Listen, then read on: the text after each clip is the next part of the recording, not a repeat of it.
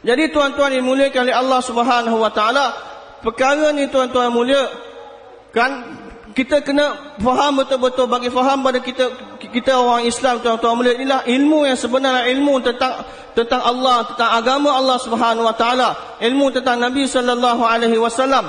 Selain daripada tersebut, itu adalah fan, itulah kemahiran dunia, tuan-tuan mulia. Kemahiran tentang benda-benda dunia itu bukan ilmu pada hakikatnya, tuan-tuan mulia. Ilmu yang akan dapat, yang dituntut, yang menjadi fardu ain atas setiap orang Islam, tuan-tuan mulia, adalah ilmu tentang agama Allah Subhanahu wa taala.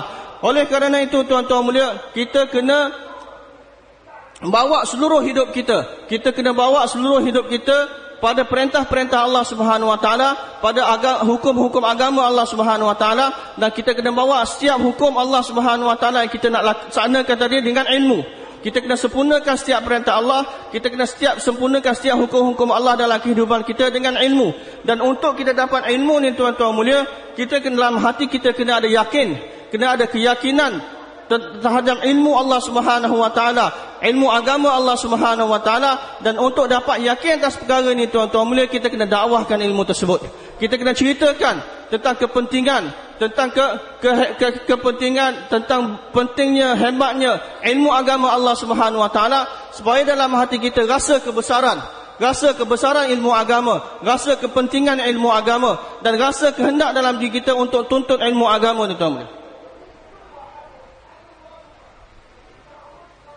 Jadi tuan-tuan dimuliakan oleh Allah Subhanahu wa taala, pentingnya satu Sayyidina Umar radhiyallahu taala anhu, tuan-tuan yang mulia, satu orang yang dah sempurna ilmu dia, satu orang yang alim, yang dia dah tahu tentang kitab Allah Subhanahu wa taala, dia faham tentang sunnah-sunnah Nabi sallallahu alaihi wasallam, dia ada pengetahuan yang sempurna tentang agama Allah Subhanahu wa taala, tuan-tuan mulia. Satu masa dia fikir dia dah tahu tentang agama dengan sempurna, tentang kitab Allah dia tahu, tentang sunnah-sunnah Nabi semua dia dah tahu. Jadi satu masa dia buat keputusan untuk kaji tentang kitab Taurat, ilmu Allah Subhanahu wa taala yang telah diturunkan kepada Musa alaihi salam. Jadi tentang ilmu yang Allah Subhanahu wa taala diturunkan kepada Musa alaihi salam. Jadi dia telah baca kitab Taurat. Ada dua riwayat. Ada satu riwayat mengatakan bahawa dia bawa kitab tu beberapa helai daripada kitab Taurat, baca depan Nabi sallallahu alaihi wasallam. Dan ada riwayat mengatakan dia baca kemudian dia datang kepada Nabi dan beritahu kepada Nabi sallallahu alaihi wasallam. Jadi tuan-tuan mulia, bila Nabi sallallahu alaihi wasallam dengar Umar radhiyallahu taala anhu beritahu dan dia baca kitab Taurat, juga ilmu Allah, perintah Allah Subhanahu wa taala dah diturunkan kepada Musa alaihi salam, Nabi sallallahu alaihi wasallam begitu marah sekali, berubah muka Nabi sallallahu alaihi wasallam. Sedangkan Umar ni, tuan-tuan mulia, satu orang yang dah sempurna ilmu dia, yang mana sifat dalam diri dia, sehingga Nabi dah beritahu kalau ada Nabi selepas aku, laukana ba'di nabiyyan lakana Umar, kalau selepas daripada aku ada Nabi lagi, maka Umar lah Nabi tersebut. Jadi satu orang yang punya ilmu dia sempurna tentang agama Allah, dia dah tahu sifat dalam diri dia dah sempurna.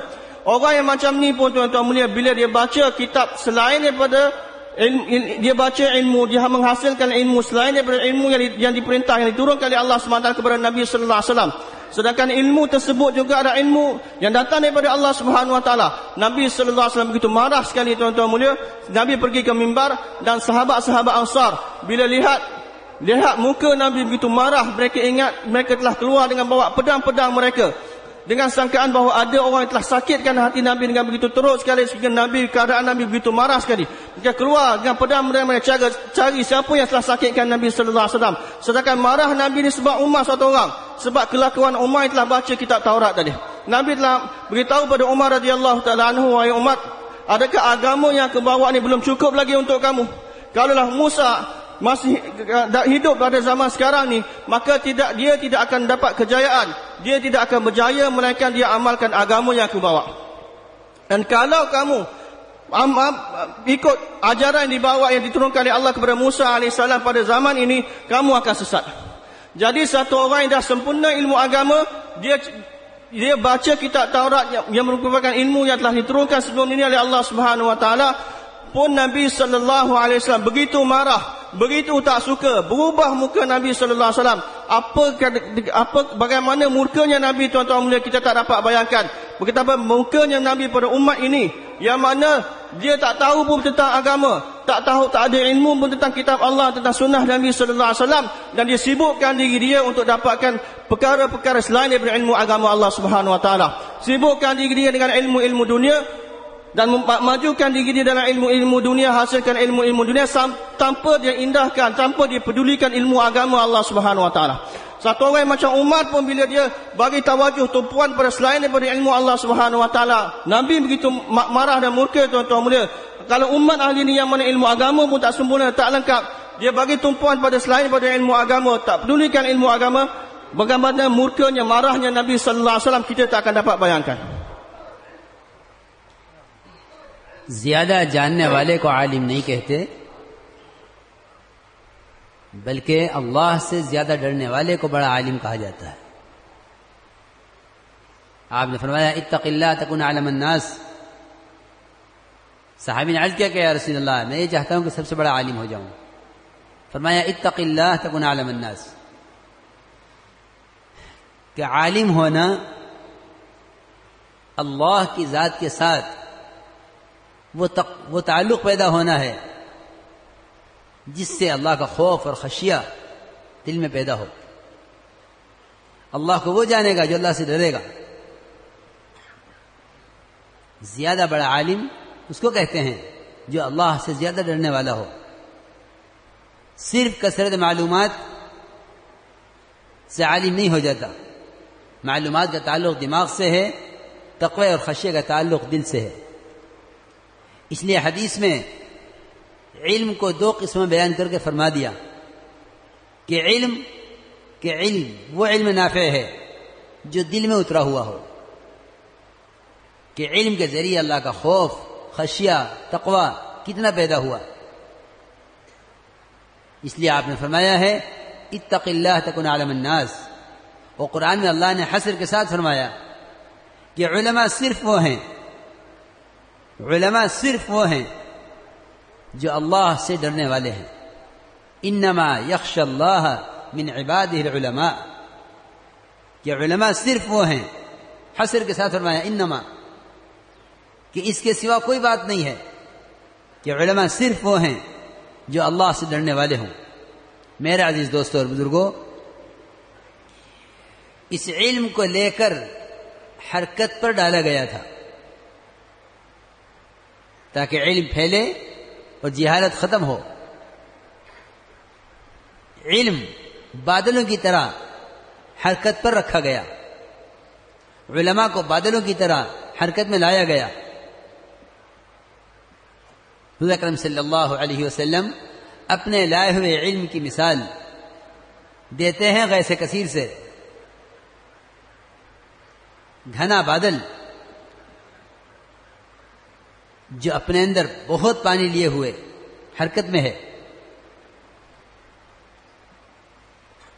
کہ اللہ نے مجھے جو علم دے کر بھیجا ہے اس کی مثال گھنے بادل کی طرح ہے.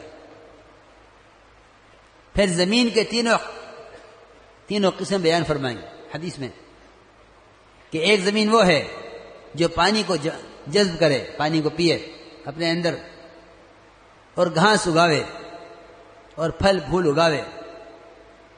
ایک زمین وہ ہے جو پانی کو اپنے اندر جمع کر لے. نہریں ہیں، وادیاں ہیں، لوگ اس پانی کو استعمال کریں، خود بھی پئیں، اپنی کھیتوں کو پہنچاویں، اس پر بھی پانی برسا. ایک زمین وہ ہے کہ جس نے اس پانی کے برسنے سے کوئی فائدہ نہیں اٹھایا، پانی سے برسا اور بہہ گیا.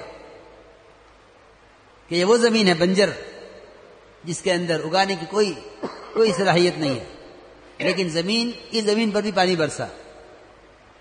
زمین کی وہ قسم جو پانی کو جمع کرنے والی ہے، زمین کی وہ قسم جو پانی کو جذب کرنے والی ہے، زمین کی وہ قسم جس پانی سے کوئی نفع نہیں اٹھانے والی، لیکن پانی سب پر برس رہا ہے.